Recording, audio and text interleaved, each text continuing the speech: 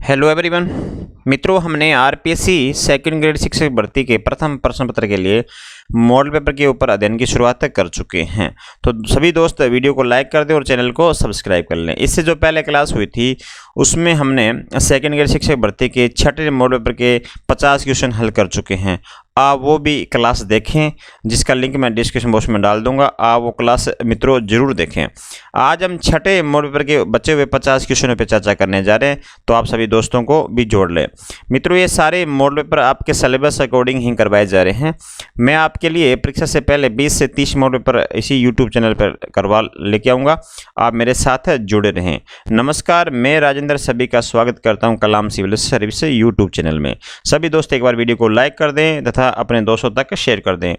जो नए मित्र जुड़े हैं वो चैनल को सब्सक्राइब कर लें। मित्रों, कलाम सिविल सर्विस के नाम से टेलीग्राम चैनल बना हुआ है, उसको भी आप ज्वाइन करें, जिसकी सभी वीडियो की आप पीडीएफ वहां से डाउनलोड कर सकते हैं। चलते हैं क्वेश्चनों की तरफ दोस्तों। इससे जो पहले क्लास हुई थी उसमें मैंने आपसे क्वेश्चन पूछा था कि कौन सा महाद्वीप मानव जाति का जन्म स्थल कहलाता है। दोस्तों, आपको महाद्वीप बताना है जो मानव जाति का जन्म स्थल कहलाता है। दोस्तों, इसका आंसर देना था आपको कमेंट बॉक्स में। तो सभी दोस्तों का आंसर सही है दोस्तों। तो अफ्रीका जो महाद्वीप है वो क्या कहलाता है? मानव जाति का जन्म स्थल कहलाता है। दोस्तों, क्या कहलाएगा? मानव जाति का जन्म स्थल कहलाएगा, क्योंकि मानव जाति की उत्पत्ति जो होती है वो अफ्रीका महाद्वीप से होती है, क्योंकि इनके पूर्वजों जो जीवाश्म है ना, उनके अवशेष भी वहां से माने जाते हैं दोस्तों। इसके अलावा एक डार्विन व्यक्ति था जिसकी एक पुस्तक आई थी 1871 के अंदर दोस्तों, द डिसेंट ऑफ मैन के अंदर। उसमें उसने कहा था कि अफ्रीका मनुष्यों का पालना था दोस्तों, क्योंकि दो सबसे बड़े करीबी जो जीवित रिश्तेदार हैं, चिंपांजी और गोरिल्ला, वहां के रहने वाले थे दोस्तों। तो कौन सा महाद्वीप मानव जाति का जन्म स्थल है? तो अफ्रीका महाद्वीप मानव जाति का जन्म स्थल हो जाएगा दोस्तों। चलते हैं क्वेश्चन की तरफ। पहला क्वेश्चन है, कथनों पर विचार करना है दोस्तों। ऑस्ट्रेलिया का क्षेत्र अंटार्कटिका से अधिक है, यूरोप का क्षेत्र दक्षिणी अमेरिका से कम है, उत्तरी अमेरिका का क्षेत्र यूरोप और ऑस्ट्रेलिया के संयुक्त क्षेत्र से अधिक है दोस्तों। तो इसमें से आपने विचार करना था और जो सही है उसी का आंसर आपने देना था मित्रों। और दूसरा और तीसरा जो लिखा हुआ ऑप्शन है वो सही है। ऑस्ट्रेलिया का क्षेत्र अंटार्कटिका से अधिक है दोस्तों, ये नहीं है। ऑस्ट्रेलिया का क्षेत्र जो है वो अंटार्कटिका क्षेत्र से अंटार्कटिका से अधिक नहीं है मित्रों। तो यूरोप का क्षेत्र दक्षिण अमेरिका से कम है, ये सही है। उत्तरी अमेरिका का क्षेत्र यूरोप और ऑस्ट्रेलिया के संयुक्त क्षेत्र से अधिक है दोस्तों। ये पहला और दूसरा और तीसरा ये सही है। पहला हमारा क्या हो जाएगा? गलत हो जाएगा मित्रों। चलते हैं अगले क्वेश्चन की तरफ। निम्नलिखित में से कौन सा एक महासागर उत्तरी ध्रुव पर स्थित है दोस्तों? जो उत्तरी ध्रुव पर महासागर कौन सा है ये पूछा गया आपसे। तो इसका जो आंसर हो जाएगा वो क्या हो जाएगा? इसका आंसर हो जाएगा आर्कटिक महासागर दोस्तों। कौन सा हो जाएगा? आर्कटिक महासागर। कहाँ पर है ये? उत्तरी गोलार्ध में है दोस्तों। अलास्का से लेकर है ना बेरिंग सागर तक क्या है ये 1.40 करोड़ वर्ग किलोमीटर में ये फैला हुआ है। कौन सा महासागर? आर्कटिक महासागर मित्रों। इसके चारों ओर क्या बना है? इसके चारों ओर तो यूरोप है, एशिया और उत्तरी अमेरिका स्थल खंड के बने हुए दोस्तों। अगला क्वेश्चन देखिएगा। पवनों की पेटियों के स्थानांतरण के कारण जो पवनें अन्य गोलार्ध में प्रवेश कर जाती है वह है दोस्तों। अन्य गोलार्ध में प्रवेश करने वाली पवनें कौन सी हो जाएगी हमारी? तो याद रखिएगा, इंपॉर्टेंट क्वेश्चन है ये भी। तो व्यापारिक पवनें कौन सी दोस्तों? व्यापारिक पवनें हैं। अब व्यापारिक पवनें के बारे में थोड़ा सा बता देता हूं आपको। जो लगभग क्या होती है, जो 30 डिग्री उत्तरी और 30 डिग्री क्या दक्षिण अक्षांशों के बीच में क्या करती है, ये निरंतर प्रभावित होने वाली पवन है, जो कि जिसे क्या कहते हैं? व्यापारिक पवनें कहते हैं दोस्तों। अब व्यापारिक पवनें के बहुत बार एग्जाम में पूछा जाता है कि दिशा कौन सी होती है। जो उत्तरी गोलार्ध में ये कौन सी दिशा होती है दोस्तों? उत्तर पूर्व से क्या होती है? दक्षिण पश्चिम की ओर होती है। और दक्षिणी गोलार्ध में क्या होती है? दक्षिण पूर्व से लेके उत्तर पश्चिम दिशा की ओर होती है दोस्तों। कौन सी होती है ये? व्यापारिक पवनें। बहुत बार क्वेश्चन पूछा गया व्यापारिक पवनें से, तो देख लीजिएगा थोड़ा सा। अगला क्वेश्चन है, निम्नलिखित में से कौन सा सम्मेलन मुख्यतः आर्द्र भूमियों से संबंधित है दोस्तों? कौन सा सम्मेलन पूछा गया जो आर्द्र भूमियों से संबंधित है? वो हमारा कौन सा सम्मेलन हो जाएगा? रामसर सम्मेलन हो जाएगा दोस्तों। कौन सा हो जाएगा? रामसर सम्मेलन हो जाएगा। पहला ऑप्शन ही हमारा राइट हो जाएगा। आर्द्र भूमियों से क्वेश्चन था दोस्तों। अगला क्वेश्चन देखिएगा। वायु प्रदूषण की समस्या में वृद्धि का प्रमुख कारण क्या है दोस्तों? वायु प्रदूषण जो हो रहा है उसमें वृद्धि हो रही है दिन प्रतिदिन, तो उसका कारण क्या पूछा गया है? उसका कारण क्या है दोस्तों? औद्योगिक विकास है मित्रों। क्या है? औद्योगिक विकास है, जिसकी वजह से क्या हो रहा है? वायु प्रदूषण दिन प्रतिदिन बढ़ता जा रहा है मित्रों। यूरोप की एक पर्वत श्रृंखला है, इनमें से बतानी है कि जो यूरोप की जो पर्वत श्रृंखला है वो कौन सी है दोस्तों।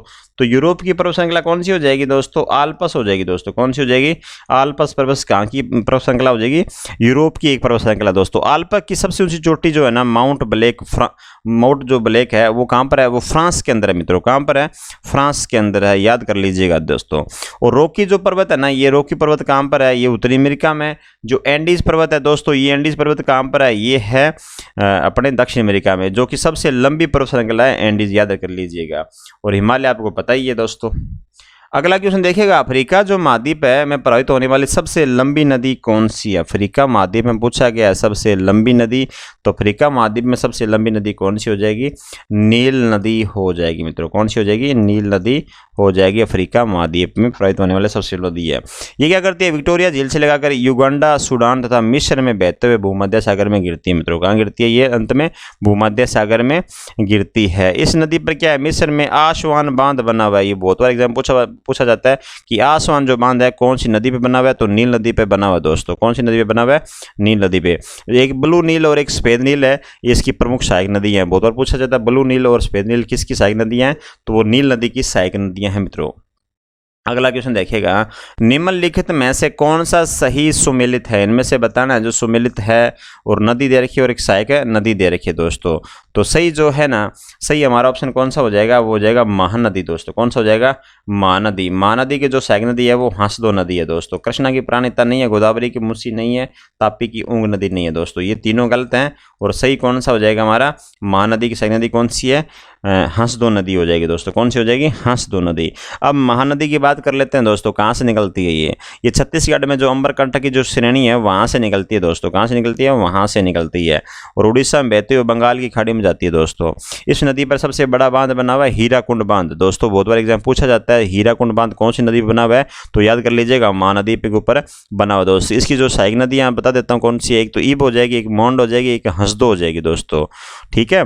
और गोदावरी नदी की बात कर लेते हैं दोस्तों। गोदावरी नदी क्या करती है, प्रांतीय पठार की सबसे बड़ी नदी है ये। महाराष्ट्र के नासिक से आंध्र प्रदेश में बहती है, बंगाली खाड़ी में जाके गिरती है दोस्तों। इसकी सहायक नदियाँ कौन कौन सी है, पूर्णा, बेनगंगा है ना, वर्धा, प्राणहिता। प्राणहिता भी दोस्तों किसकी सहायक नदी है, गोदावरी की सहायक नदी है दोस्तों। तो देख लीजिएगा सभी क्वेश्चन। कृष्णा की प्रमुख नदियाँ कौन सी है, कोयना, भीमा, तुंगभद्रा, ये सारी कृष्णा की है दोस्तों।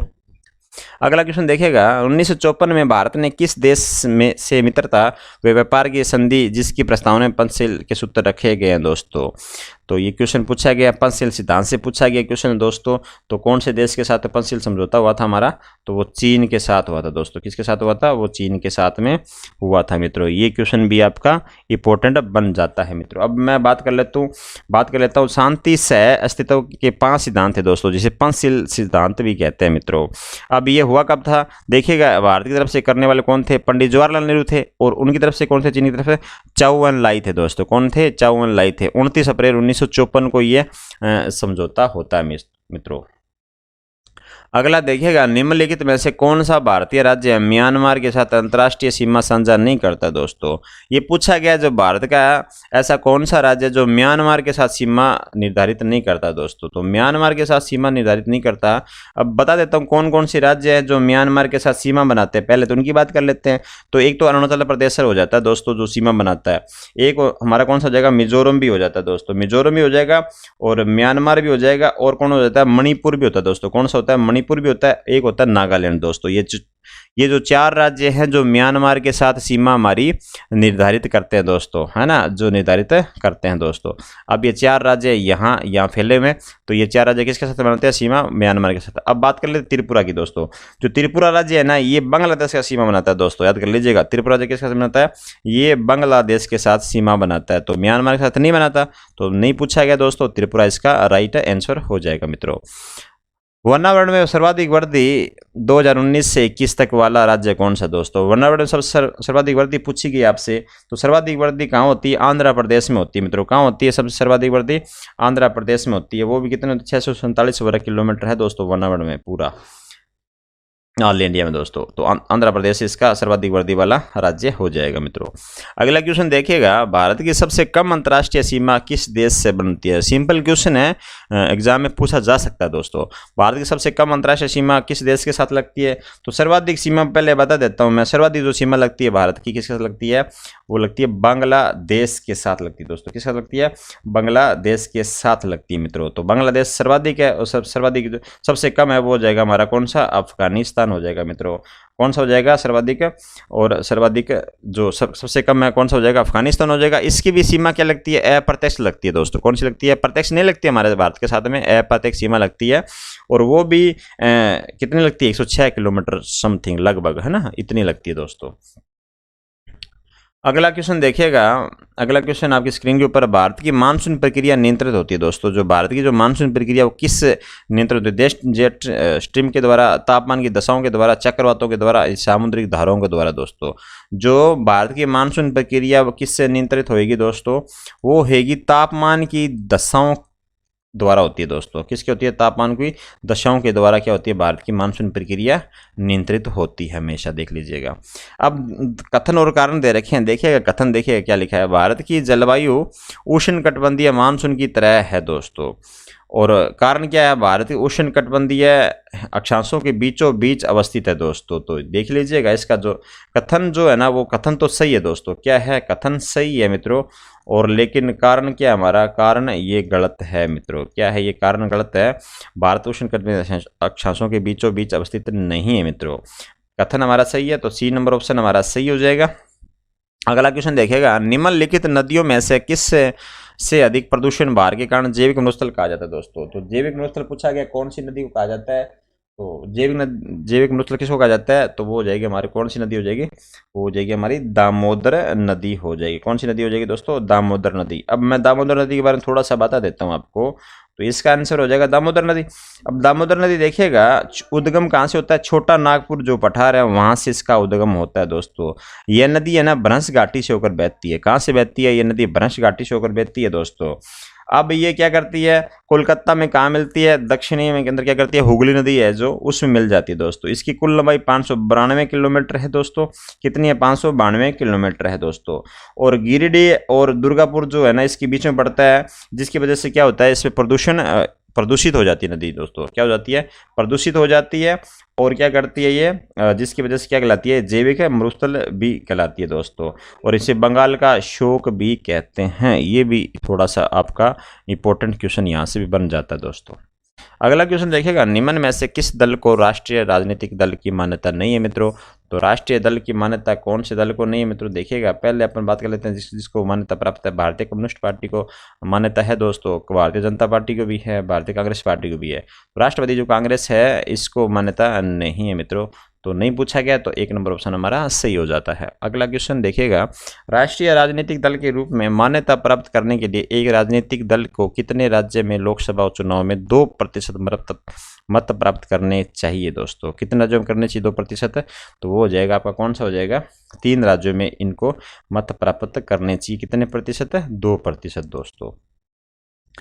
निम्नलिखित को सुमेलित कीजिएगा। एक तरफ जिले दे रखी है, एक तरफ दे रखे हैं राज्य मित्रों। क्या दे रखे हैं? एक तरफ है राज्य दे रखे हैं। अब हुसैन सागर जो झील है वो किससे संबंधित है? कौन से राज्य में दोस्तों? हुसैन सागर जो झील है वो है तेलंगाना में दोस्तों। कहाँ पे है? तेलंगाना में। और जो पुलिकट जो झील है दोस्तों वो कहाँ पे हो जाएगी? आंध्र प्रदेश में हो जाएगी। सांबर झील कहाँ हो जाएगी? वो हो जाएगी राजस्थान में हो जाएगी मित्रों। और अब जो लामू झील है ये कहाँ हो जाएगी? आपकी सिक्किम में हो जाएगी दोस्तों। जो पुलिकट जो झील है ना ये खारे पानी की झील है दोस्तों। ये क्या है? ये खारे पानी की झील है, याद लिखिए। खारे पानी की एक लेगून झील है दोस्तों।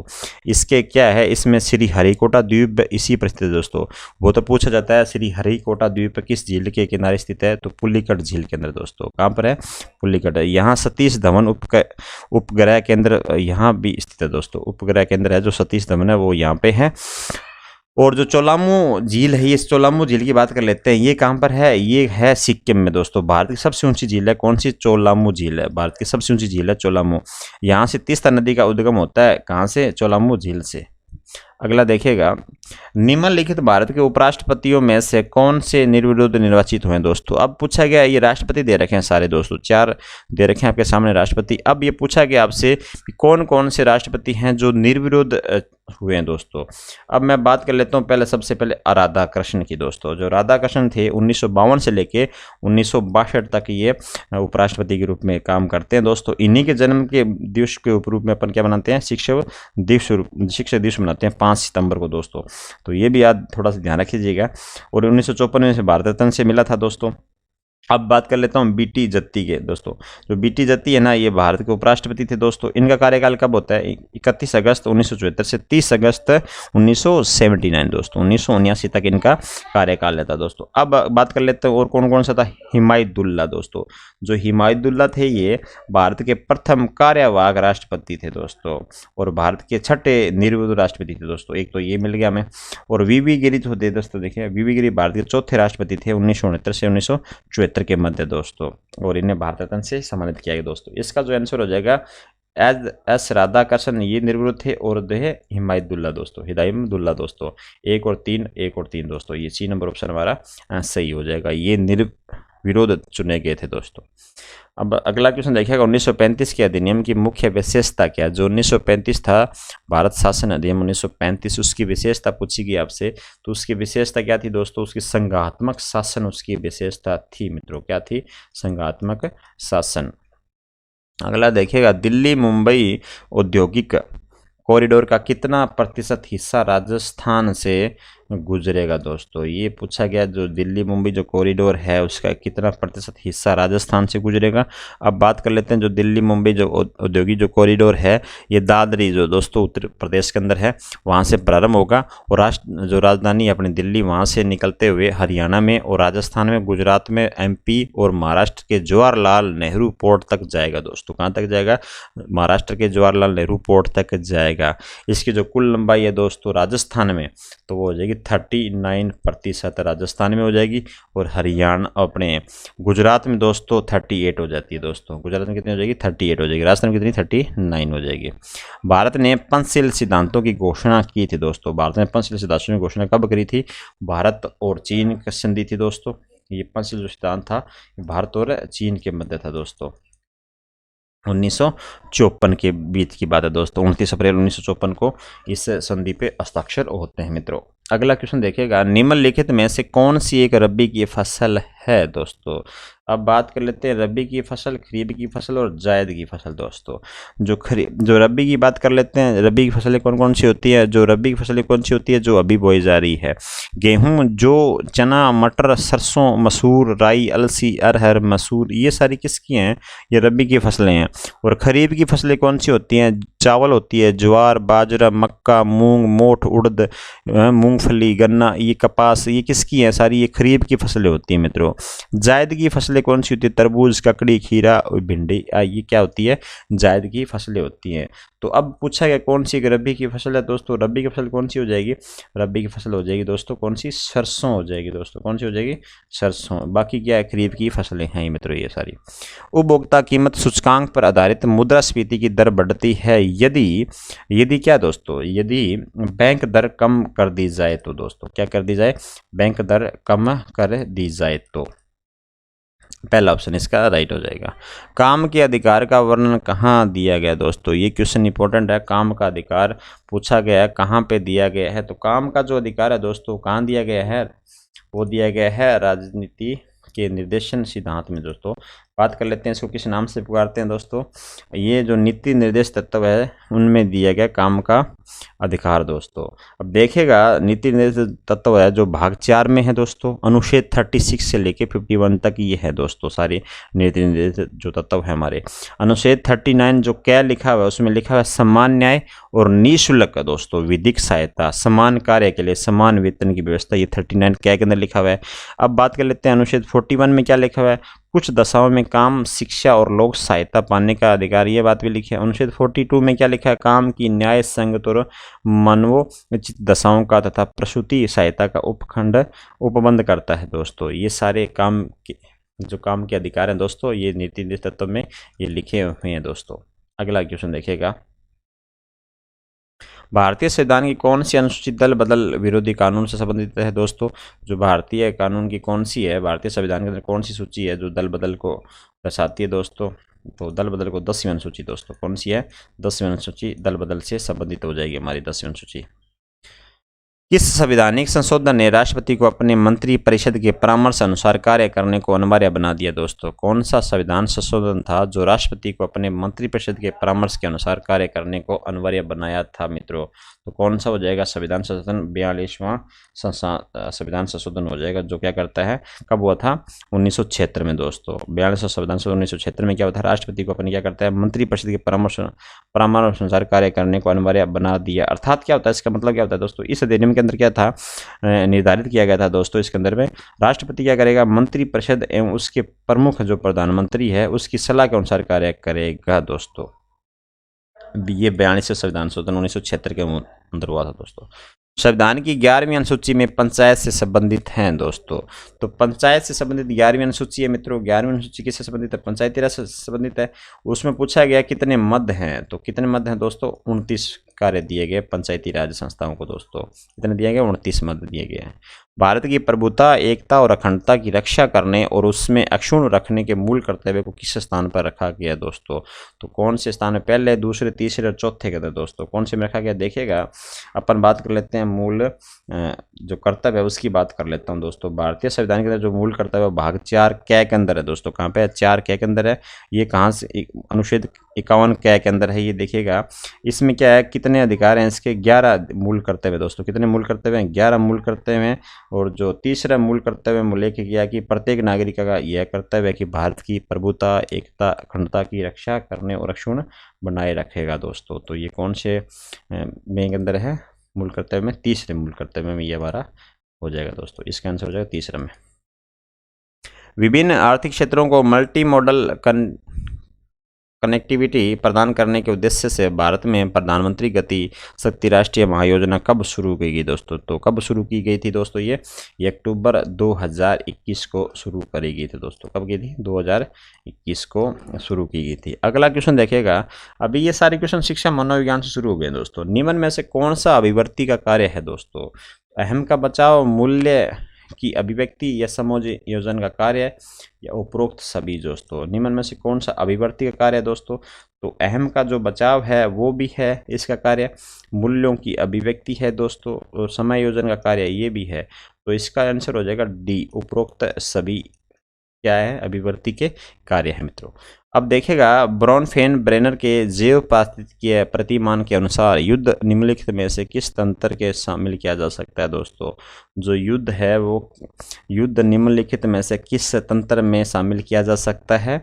देखिएगा 82 का, देखिएगा 82 में क्या आंसर हो जाएगा हमारा? व्यक्तिगत तंत्र हो जाएगा दोस्तों। क्या हो जाएगा? व्यक्तिगत तंत्र हो जाएगा 82 का। देख अगला क्वेश्चन, रोडसास स्याही डब्बा परीक्षण के अंत कितने कार्डों का प्रयोग किया गया दोस्तों? तो कितने कार्डों का प्रयोग? सिंपल क्वेश्चन है दोस्तों। 10 कार्डों का प्रयोग किया गया दोस्तों। रोडसास स्याही डब्बा परीक्षण के अंदर कितने कार्डों का प्रयोग किया? 10। इसका पूरा नाम था दोस्तों हरमन रोडसास। इसने 1921 में ये किया था स्याही डब्बा परीक्षण दोस्तों। इसके अंदर क्या है? 10 कार्डों का प्रयोग होता है। इसमें क्या होते हैं? 5 तो काले होते हैं और 2 काले व लाल होंगे, और 3 क्या होते हैं? अनेक रंगों वाले भी होते हैं दोस्तों। तो 10 क्या होते हैं? स्याही डब्बा परीक्षण के कार्ड होते हैं दोस्तों। व्यक्तित्व एवं बुद्धि में वंशाक्रम की नाम मात्र की भूमिका, या महत्वपूर्ण भूमिका, या अपूर्वानुमेय भूमिका, या आकर्षक भूमिका दोस्तों? तो महत्वपूर्ण भूमिका है दोस्तों। क्या है? महत्वपूर्ण भूमिका है व्यक्तित्व एवं बुद्धि में वंशाक्रम की दोस्तों। जिन इच्छाओं की पूर्ति नहीं होती है उनका भंडार ग्रह निम्न में से कौन सा है दोस्तों? जिन इच्छाओं की ये मान लो पूर्ति नहीं होती उनका पूछा गया भंडार ग्रह कौन से? आपको मैं बता देता हूँ, जो व्यक्ति मापन के मनोविश्लेषण जो सिद्धांत है उसका प्रतिपादन सिगमंड फ्रायड ने किया दोस्तों। सिगमंड फ्रायड ने 3 चीज़ों का किया था, इड, ईगो और सुपर ईगो दोस्तों। इदम, अहम और परम अहम, तीन प्रकार से विवेचन किया था दोस्तों। इदम के अंदर क्या होता है, इसमें वासनाएं व धर्मित इच्छाएं होती है दोस्तों, वासनाएं व धर्मित इच्छाएं होती हैं। अहम में क्या होता है मित्रों, अहम में क्या होता है, जो सामाजिक मान्यता व परंपरा के अनुरूप कार्य करने की प्रेरणा देता है दोस्तों। और परम अहम क्या होता है, यह इदम और परम है जो अहम है, इनके बीच का जो संघर्ष में मध्यस्थता करते हुए जीवन की वास्तविकता से जोड़ती है दोस्तों। तो इसका क्या पूछा गया है, जिन इच्छाओं की पूर्ति नहीं होती दोस्तों, धर्मित इच्छा है ना, तो जिनकी पूर्ति नहीं होती तो वो क्या हो जाएगा, ऐसे निष्कार इदम हो जाएगा दोस्तों, इदम है ना, इद हो जाएगा। स्पास्टिक हेमीप्लेजिया प्रभावित करता है दोस्तों, जो स्पास्टिक हेमीप्लेजिया किसको प्रभावित करता है, कौन से अंगों को प्रभावित करता है दोस्तों, तो किसको प्रभावित करेगा स्पास्टिक हेमीप्लेजिया, वो करेगा दोस्तों, इसमें क्या होती है, मांसपेशियां क्या होती है, सख्त हो जाती है। कैसे हो जाती है दोस्तों, सख्त हो जाती है, जिसके कारण क्या होता है, गतिविधि मुश्किल होती है, गतिविधि करना मुश्किल होती है। जब दोनों पैर प्रभावित होते हैं तो बच्चे की चलने में मुश्किल होती है दोस्तों। तो ये क्या करती है, हेमीप्लेजिया जो है ना, ये क्या करती है, दोनों पैरों को प्रभावित करता है दोस्तों। सृजनात्मक किस पर आधारित होती है दोस्तों, तो सृजनात्मक किस पर आधारित होगा, सृजनात्मक होगा अपसारी पे दोस्तों, किस पर प्रभावित होगा, अपसारी पे, अपसारी चिंतन पे सृजनात्मकता आधारित होता है मित्रों। माँ के गर्भ एवं जीवन के प्रथम 4 वर्षों में का विकास अधिक तेज गति से होता है। स्नायु संस्थान, मांसपेशी संस्थान, पाचन संस्थान या प्रजनन संस्थान दोस्तों, तो किसका सबसे ज़्यादा विकास होता है, वो होता है स्नायु संस्थान दोस्तों। किसका होता है, स्नायु संस्थान का। 1 नंबर ऑप्शन है इसका सही हो जाएगा। परिपक्वता इत्यादि से व्यवहार में उत्पन्न परिवर्तन को भी अधिगम कहा जाता है दोस्तों, कहते हैं अधिगम कहा जाता है दोस्तों।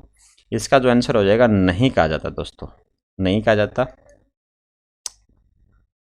चिंतन क्या है मित्रों, चिंतन 90 नंबर क्वेश्चन देखिएगा। चिंतन क्या है, एक व्यक्ति था रोस दोस्तों, उसके अनुसार क्या था, चिंतन ज्ञानात्मक पक्ष की एक क्या है, मानसिक क्रिया दोस्तों। क्या है, ज्ञानात्मक पक्ष में एक है मानसिक प्रक्रिया। चिंतन में क्या होता है, व्यक्ति प्रतीक एवं चिन्ह वास्तविक अनुभवों, क्रियाएं और वस्तुओं के स्थान पर प्रयुक्त करते हैं दोस्तों।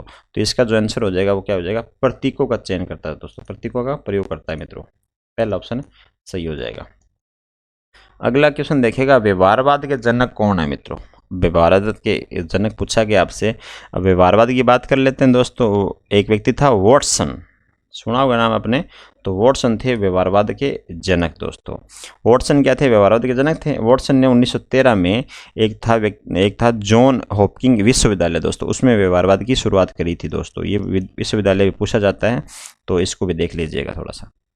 निम्न में से शिक्षा मनोविज्ञान के संबंध में सही कथन नहीं है दोस्तों, सही कथन नहीं है इनमें से, तो कौन सा सही कथन नहीं है देखिएगा।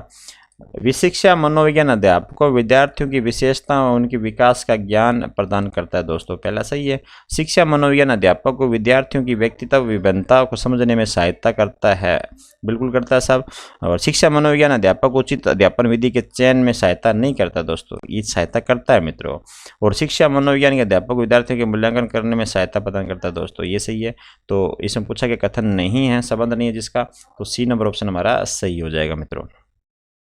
निम्न में से कौन सा थोर्नडाइक के अधिगम सिद्धांत का मुख्य नियम नहीं है दोस्तों, जो थोर्नडाइक थे उनका मुख्य नियम सिद्धांत कौन सा नहीं है, मुख्य देखो मुख्य नियम क्या था, मुख्य नियम के अंदर क्या था दोस्तों, इसके जो थोर्नडाइक में जो सीखने के जो नियम थे वो 2 भागों में बांटे। तो मुख्य नियम और गुण नियम दोस्तों, तो मुख्य नियम में किस में शामिल नहीं है, देखें तत्परता का नियम, अभ्यास का नियम और प्रभाव का नियम शामिल किया था दोस्तों।